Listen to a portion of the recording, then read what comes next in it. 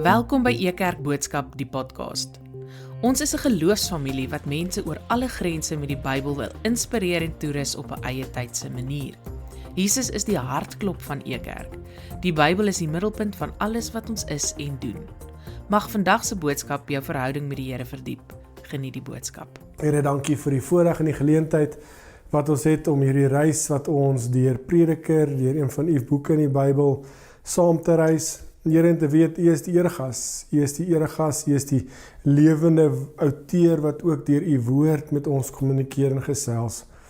Here, in hierdie paar weke wat ons op hierdie reis gegaan het met hierdie vraag na wysheid, laat ons dit vandag ook afsluit en hoor hoe u Gees ook u woord, u wysheid dieper inpen in ons harte in. En ons vra het natuurlik nie omdat ons lang genoeg glo of hard genoeg vra nie, maar selfs te dank aan die Seun en ons verlosser in die naam van die Here Jesus Christus. Amen. Ons is besig om hierdie reis deur Prediker voor te sit. Af te sluit as te ware ook vanoggend. En ek het verlede week bietjie gesels by een van die belangrike, in my opinie, 'n belangrike komponent as dit kom by wysheid. 'n Eienskap van wysheid wat sê, wysheid is die kuns om die kompleksiteit van die lewe te probeer navigeer, of te navigeer. Ons het stilgestaan met Prediker 7 en 8 en dit het ons gehelp om te sien dat wysheid nie net beteken dat ons alles kan verklaar nie. Dis nie 'n formule wat ons moet uitsorteer, verskoon tog? En ons moet die formule reg kry om dan die lewe te probeer verklaar of te beheer nie. Maar ons het gesien verlede week, wysheid is om getrou te leef, juis wanneer ons nie alles kan verklaar nie. Vandag wil ek by 'n tweede eienskap stilstaan van wysheid, wat sê, wysheid is die onderskeiding van God se weë in ons alledaagse, in die onmiddellike lewe. Met ander woorde, wysheid leef nie net, is nie slegs teenwoordig in die groot idees, of slegs teenwoordig in die groot besluite, en in die groot vrae vir ons lewe om ons in die regte rigting te vat nie. Wysheid is ook belangrik en kom ook na vore en is belangrik juis in hierdie klein alledaagse dinge. Hoe ek praat, hoe ek reageer, hoe ek werk, hoe ek met mag omgaan, hoe ek met mense omgaan, hoe ek luister, hoe ek oordeel, hoe ek myself gedra wanneer niemand kyk nie. Dit is alles deel van wysheid as ons na Prediker kyk. So die tweede aspek is vir my belangrik, want meeste van ons se lewens word gevorm nie slegs deur groot oomblikke nie. Dink gou mooi daaraan. Ons dink te doen. Gaan ek studeer? Wie trou ek? Wanneer trou ek? Waar werk ek? En natuurlik bepaal dit jou lewe, die seisoene van jou lewe. Natuurlik plaas dit op 'n traject. Maar as ons vir 'n oomblik nader dink, dieper dink, wysheid inlees of wysheid gebruik, nê? Kan ons ook sê, ons lewens word juis gevorm deur duisende klein oomblikke wat herhaal word. Wat ek elke dag sê, hoe ek elke dag werk, my etiek, werksetiek, hoe ek elke dag reageer, wat ek elke dag ignoreer, wat se klein versoekings ek elke dag voor ja of nee sê. Na 'n tyd, as jy jou oë weer uitvee, dan is hierdie nie 'n klein oomblikke nie. Dan het dit jou lewe 'n rigting gegee. Dit word en vorm jou karakter. Dit word jou lewe. En ek dink dit is hoekom ons Bybelse wysheid misverstaan. Want ons dink wysheid is slegs belangrik in die groot kruispaaie van ons lewe. Wat moet ek gaan studeer? Met wie moet ek trou? Wanneer moet ek trou? Moet ek hierdie werk vat of daai vat? Waar moet ek bly? Moet ek immigreer? Wat is God se plan vir my lewe? En hoor my asseblief mooi, wysheid is ook belangrik vir hierdie keuses in ons lewe. Maar ons kan nie wysheid slegs reduseer na die groot oomblikke van ons lewe nie. Prediker 10 juis bring ons wysheid grondvlak toe, na die alledaagse toe. Dit bring wysheid na ons maandag tot Vrydag toe, na die vergaderings toe, na die WhatsApp boodskappe toe, na die gesprek wat ons met ons mense in die kombuis het, na die oomblikke wanneer mense jou irriteer, die oomblikke wanneer mense voor jou inry, die klein keuses wat niemand anders sien nie, maar wat jy maak. So, ons routekaart vandag, ons teks, Prediker 10. As ons na Prediker 10 kyk, dan lyk dit soms vir ons soos klomp losstaande spreuke. Maar ek dink as ons Prediker 10 lees, dan sal jy sien daar's 'n goue draad, of God se draad, wat deur alles mooi vloei. En een wat ek sal verwoord van, dwaasheid lyk dikwels baie klein, maar die gevolge daarvan is groot. En ons begin, Prediker 10 vers 1, lees ek. Dooie vlee laat self stink en gis. 'n bietjie dwaasheid doen meer kwaad as wat wysheid en eer goed doen. Vergewe. Dis 'n skerp beeld. Jy kan 'n hele fles goeie olie, in antieke taal, duur parfuum hê. Iets wat bedoel is om lang te hou, mooi te ruik, is duursaam. Maar 'n paar dooie vlee, klein goed soos 'n vlieg, kan die hele geur, die hele reuk, die hele smaak bederf. So Prediker sê, so werk dwaasheid. Jy hoef nie altyd die dramatiese keuse te maak en was dit dwaase besluit nie. Dwaasheid kom ook voor in die klein reaksies, die klein stukkies hoogmoed, die klein wit leentjie wat ons vertel, iets wat ons verwaarloos, ietsie kleins, 'n klein sin wat ek sê, net want ek voel ek moes daai snyding ingekry het, 'n klein patroontjie wat ek ignoreer, maar as jy weer kyk, dan het jou hele lewe in 'n rigting ingegaan. So, dwaasheid bly nie altyd klein nie. Dit begin baie kere by klein keuses, maar dan vorm dit ons stadig, en dan word dit die geur van ons lewe. Dis 'n mooi beeld van Prediker. So, hy is so prakties, sê, hy vra net, wat dink jy oor wysheid? Wat is jou leierskapstyl? Wat is jou 10 magneet versies op die magneet wat jou lewe van wysheid gee nie? Prediker 10 vers 1 beeld vra dit, wat ryk mense wanneer hulle naby jou lewe kom? 'n bietjie dink aan Paulus ook. Maar ryk hulle geduld, waarheid, nederigheid, liefde, goeie olie, goeie parfuum, God se liefde, God, of ryk mense iets wat stink? Klein bietjie dwaashede wat konstant uitkom as jy met mense praat. So dis ons routekaart. En dan help Prediker die res van Prediker 10 vir ons. En ek sien dit as 5 wyshede. Ek raak nou 'n tipiese, wil ek amper sê dominee, en ook ten wie ek praat, en dis hierdie 5 waarhede ons op die yskas plak.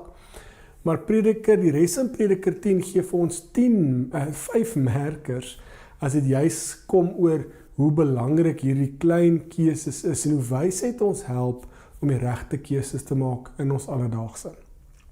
So Prediker 10 vers 2 lees ek, die verstand van een wat wysheid het, gee hom krag, maar die van 'n dwaas maak hom swak. So Prediker, die skrywer, praat nie hier oor die moderne politiek nie, hy gebruik 'n antieke beeld van rigting. So die vraag is, waarna neig jou hart? Watter kant toe trek jou lewe wanneer jy op autopilot is, wanneer jy nie mooi dink nie? Want wysheid wys nie net in wat ek sê en wat ek glo as ek kognitief dink net's intentioneel nie.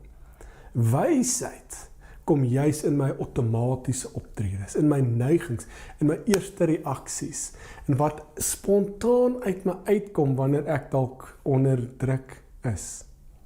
As iemand jou kritiseer, hoe reageer jy? Waarheen neig jou hart?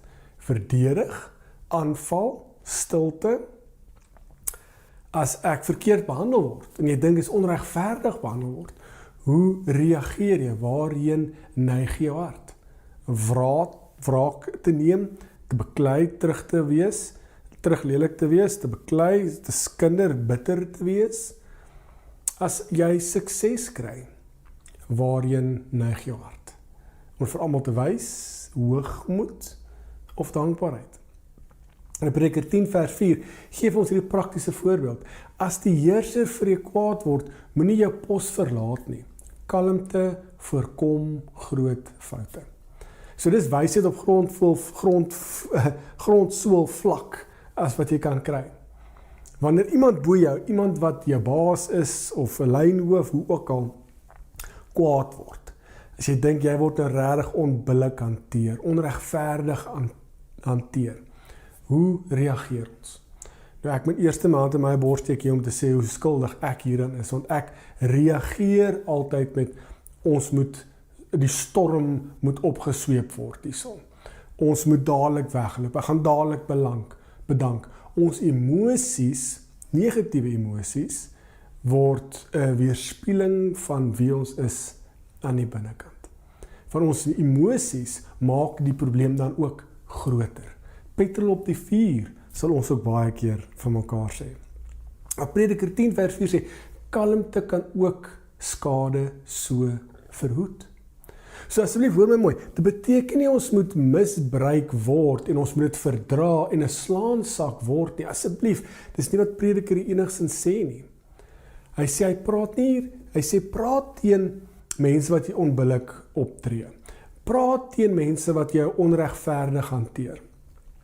Maar prediker praat hier teen daardie impulsiewe reaksies, wat ons voel van 'n bietjie 'n steek wat ons moet inkry. Of die krag wat ons moet wys. Maar hy sê eintlik weerspieël dit dwaasheid. Dis wat prediker van ons hier sê.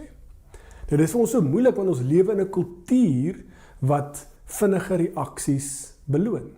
Jy moet dadelik iets kan sê. Reageer dadelik. Jy post dadelik daai kommentaar op die post. Jy antwoord dadelik. Jy moet dadelik jou standpunt inneem. Jy moet dadelik wys waar jy staan. Maar wat sê prediker? Wysheid is om te wag. Asemtaal. Om nie 'n plek te verlaat net omdat jou emosies jou laat reageer nie. So soms is die geestelikste, die wysste ding wat jy vandag kan doen, om nie dadelik te reageer nie. Om nie daai boodskap te stuur nie. Om nie daai opmerking te maak nie. Om jou humeur te beheer, om nie sleg te praat van mense nie. Om ook nie jou humeur eintlik die kans te gee om namens jou te praat nie. Dit is dalk ook 'n mooier vertaling. So die eerste kenmerk of eienskap van hierdie Bybelse wysheid om hierdie klein keuses in ons lewe van die alledaagse te navigeer, is dat wysheid juist klein begin. Wysheid begin in die spasie tussen wat ek voel en wat ek doen. 'n tweede enetjie lees ons in Prediker 10 vers 12. Die woorde van iemand wat wysheid het, vind byval. Die dwaas vernietig homself met wat hy sê. Dan vers 13 sê hy, wat hy sê begin met dwaasheid en eindig met louter onsin. So Prediker, soos nou al mooi geweet het die afgelope paar weke, is baie realisties oor woorde. Hy sê woorde is nie klanke nie. Woorde het rigting, dit het intensie, dit is soos 'n het intensie ook, kom ons maak dit maar eerder net so. Dit bou of dit breek. Woorde kan genees of seer maak. Woorde kan ruimte skep of juist deure toemaak. So woorde openbaar nie net wat ek dink nie, maar woorde vorm ook wie ek word. So Prediker sê, dwaase woorde begin dalk klein. Net daai sarkastiese opmerking, daai snedige opmerkingkie. 'n halwe waarheid, 'n grap ten koste van iemand anders. 'n boodskap wat ek stuur omdat ek geïrriteerd is en reageer. 'n storie wat ek oor vertel sonder om te vra of dit myne is wat ek mag en kan oor vertel. Prediker sê vir ons, dwaasheid het juis hierdie traject. Dit begin as dwaasheid, maar dan eindig dit deur skade en verwoesting te maak. Ons ken dit. Een sin kan 'n huwelik verbrokkel. Een boodskap kan 'n vriendskap skipbreuk laat lei. Een opmerking kan in 'n vergadering kan iemand se moed en vertroue totaal en al breek. Een stukkie kindernuus wat 'n mens vertel kan iemand se reputasie en lewe verwoes. Dan kom Prediker in 10 vers 14 en sê, die dwaas gebruik baie woorde. Dit is amper snaaks, maar ook ontstellend, né? Want ons dink, 'n wyse persoon kan ons lang, mooi woorde gebruik. Maar dis die teenpool. Hy sê, 'n dwaas het baie woorde. Dalk verduidelik ons meer omdat ons wil erken, omdat ons dalk nie wil erken nie, as ek dalk eerder so wil stel. Ons praat oor ander, omdat ons nie met hulle wil praat nie, dan praat ons eerder van hulle. Ons vul die stilte tussen mense, omdat ons ongemaklik is, met valse waarhede of baie woorde, maar nie waarheid nie. Nou wat dit net vir ons probeer sê is, wysheid beteken nie dat jy nie mag praat nie. Wysheid beteken my woorde word deur die sif van liefde, waarheid, genade en 'n goeie tydsberekening gesê. Nie alles wat ek dink, hoef ek te sê nie. En as ons daar kom, moet ons ook begin wonder aan die woorde wat ons dink. Want ons is nou hier op 'n punt van ons sê wat ons dink, maar ons het nie hierdie filter wat deur ons praat nie. En dis nou 'n ander gesprek as ons die woorde wat ons dink ook voor die voete van die Here moet sit. Maar laat ons nie daartoe gaan nie. Maar ons moet nie elke opinie wat ek het lig nie. Ons hoef nie elke plek wat ons kom te voel ons moet wyshede as broodkrummels neergooi vir die mense nie. Want wat vir jou in daai oomblik as wysheid oorkom, kom dalk vir die ander mense as dwaasheid oor. Nou Jakobus in die Nuwe Testament sê dit dalk bietjie later, hy sê die tong is klein, maar dit kan ook 'n groot vuur aansteek, sê Jakobus. Maar dis die hele punt. Predikers vertaling soos klein dinge het groot gevolge. So dalk is die eenvoudigste wysheidsroete wat ons kan inoefen hierdie week. Wat doen my woorde aan die mense rondom my? Is my woorde 'n plek waar mense wil heen kom om asem te skep, 'n veilige plek? Of is dit 'n plek waar ek mense verkleineer en laat klein voel? Bou my woorde op? Bou dit vertroue? Of saai my woorde wantroue? Bring my woorde lig? Of steel my woorde lig? 'n derde merker van hoe ons hierdie alledaagse wysheid in die klein dingetjies kan begin beoefen, kom juis in vers 18. Luiheid laat die dak inval, slap hande laat die huis lek. Dis 'n baie bekende beeld en die van julle wat die voorreg het om 'n huis self te hê sal weet, 'n huis val nie in een dag val die dak net iewes skielik in mekaar in nie. Daar's eers 'n klein kraakie, of dalk iets wat ons nie van weet nie, maar die beeld nou hier is, dit is dalk 'n klein kraakie wat begin. Die dak wat effens begin sak, daar's dalk 'n lek plek in die dak, en ons ignoreer dit. Daar's nog 'n probleem, en dan ignoreer ons dit net. Ons sal eendag daarna kyk, ons sal weer as die geld inkom, ons sal weer later bietjie daarna kyk, as ek tyd het. Maar as jy weer jou oë uitvee, is die skade so groot van die dak val in. So prediker praat hier so oor luiheid. Hy sê dis hoe luiheid werk. Luiheid is nie altyd iemand wat net niks doen nie. Soms is luiheid juist die aanhoudende uitstel van dit wat aandag nodig het. Nou ek sal later jammer sê. Ek sal later met my kind praat, laat hy of sy eers bietjie kalmeer. Ek sal later my finansies uitsorteer, laat ek eers daai verhoging kry. Ek sal later daardie gewoonte aanspreek, is nou eers te lekker, ek's nou te gespanne. Ek sal later rus, ek moet nou daai verhoging kry. Ek sal later bid wanneer ek nie so baie dinge in my kop het nie. Ek sal later die waarheid in die oë kyk. Maar as ons later kom, dan het die dak dalk ingeval van ons lewe. Die dak begin sak, terwyl ek dink aan later. Dis wat predikers sê. So ons moet natuurlik versigtig wees, want predikers 10 sê nie hierso, gee nie vir ons 'n stok om net te sê, nou moet ons harder werk.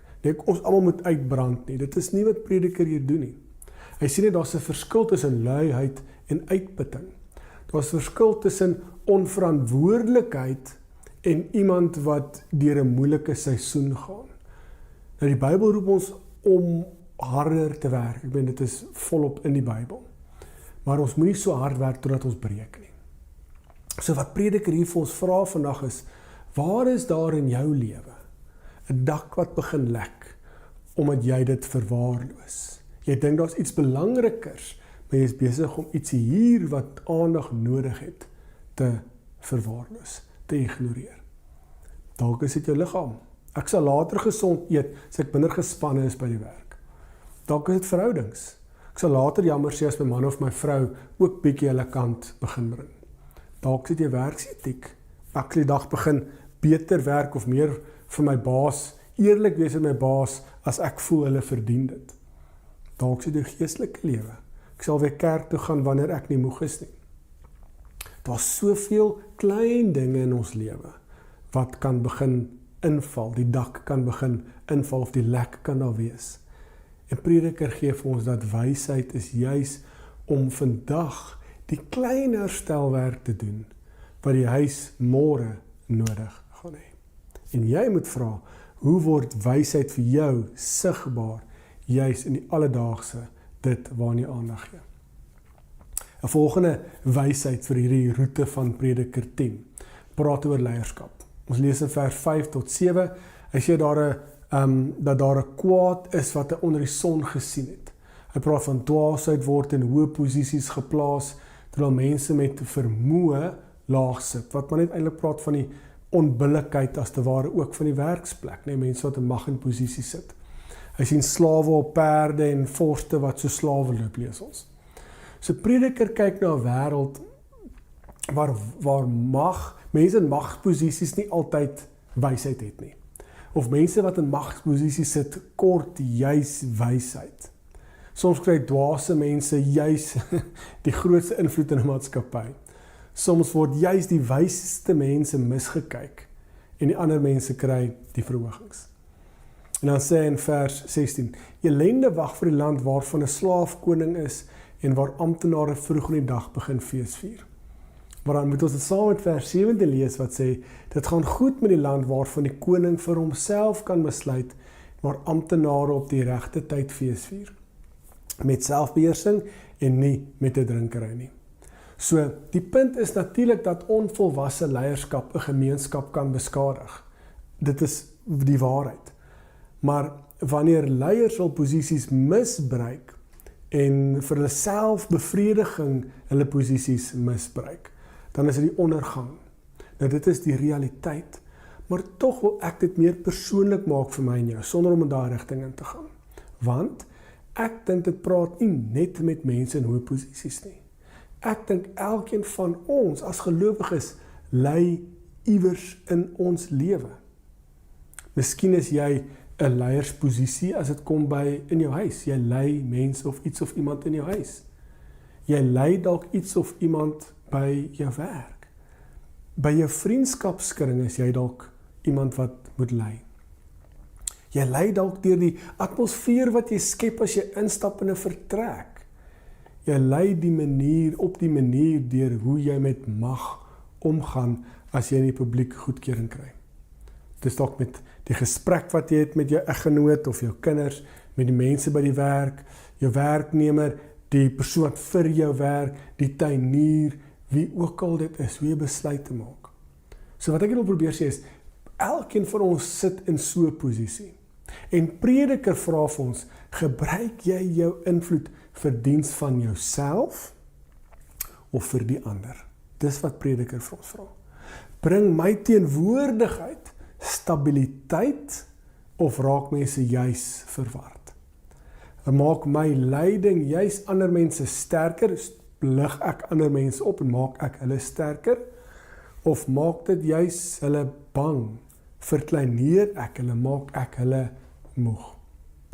En dit is hoekom leierskap as geestelike leiers, as Christene, mense wat wysheid nastreef, is leierskap belangrik. Want wysheid in leierskap begin nie net met 'n titel nie. Dit begin met karakter. Leef jy die woorde wat jy agtertoe deure ook leef? En is dan nou juist die laaste merker wat ons lees in Prediker 10. Hy sê, die laaste vers, moenie die koning verwens nie. Nie eens in jou gedagtes nie. Moenie die ryke verwens nie. Nie eens in jou slaapkamer nie. Die voeltjies kan oorvertel wat jy gesê het, hulle kan jou woorde oordra. Nou ons sou vandag kon sê, moenie dink dit bly privaat nie. Nee, ons ken daai lewe. Moenie dink wat jy in die geheim sê, vorm jou nie, maar ook dat dit nie vertel gaan word nie. So Prediker gee nie vir ons 'n waarskuwing om te sê, pas op wat jy gaan doen in die privaat, gaan uitgelap word vir die koerante of in die publieke sfeer nie. Nee. Maar hy sê, dit wat jy in die privaat doen, is besig om jou te vorm En wysheid vra, wat doen ek in die privaat? Maar wat ek in die privaat doen, vorm my, sodat ek dit in die publiek juis kan leef. 'n lewe van integriteit kan leef. So, daar's mense wat baie mooi praat, nê, in die openbaar. Maar in die geheim is dit gif. Is hulle besig om baie bose dinge te doen. Daar's mense wat voor ander mense verskriklik geestelik klink, dalk voor in die kerk sit. Maar dan is daar mense wat agter toe deure juis ander mense vertrap, verkleineer, 'n lewe van bitterheid leef.